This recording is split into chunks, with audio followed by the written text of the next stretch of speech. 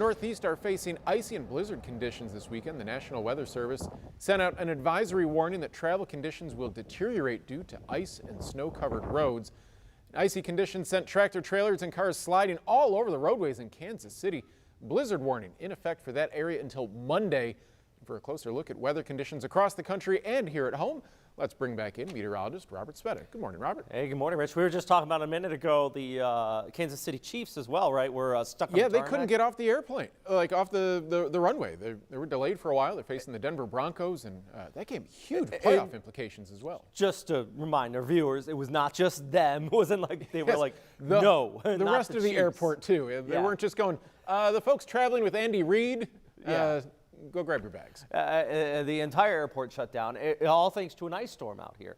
Right now, though, what we have going on into the Kansas area, still some heavy snowfall. That's ice right in there. We even got some blizzard warnings in place from Wichita over towards Kansas City. And remember, that is a prolonged period of high winds, over 35 miles per hour, and heavy snowfall, reducing visibility down to a quarter mile. So the point is, this is just rough. You got ice storm warning here extending across parts of Illinois over towards Indiana, even stretching into Kentucky here, and then winter storm warnings all the way out towards the coast, where even into the D.C. area, we're going to be looking at upwards of a foot of snowfall possibly.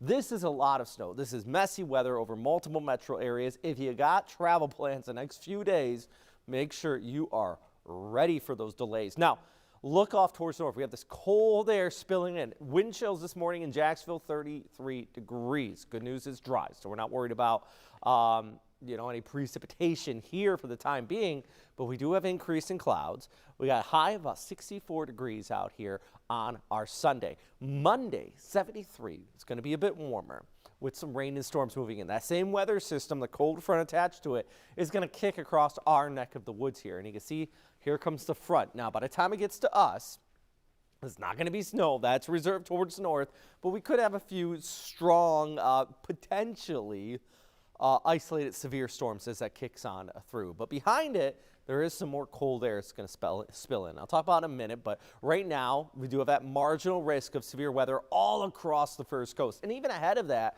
some high winds are going to pick up through the morning with winds upwards of 20 to 30 miles per hour. So Monday, overall, it's going to be one of those warmer, windy start to the day. Line of showers kicking on through, and then that blast of cold air spilling in on the backside of it. Classic, what we call FROPA. Now, if we look ahead, this is Friday over towards Saturday. This is the next weather system.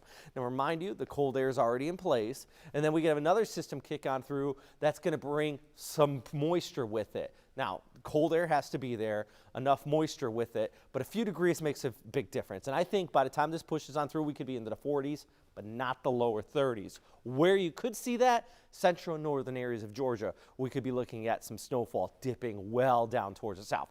Now, not to say we couldn't see some sleet, maybe a rain-snow mix in northern areas of the first coast. Can't be ruled out. But for now, it's all about that cold air, at least through midweek, and we're going to keep an eye on that extended forecast.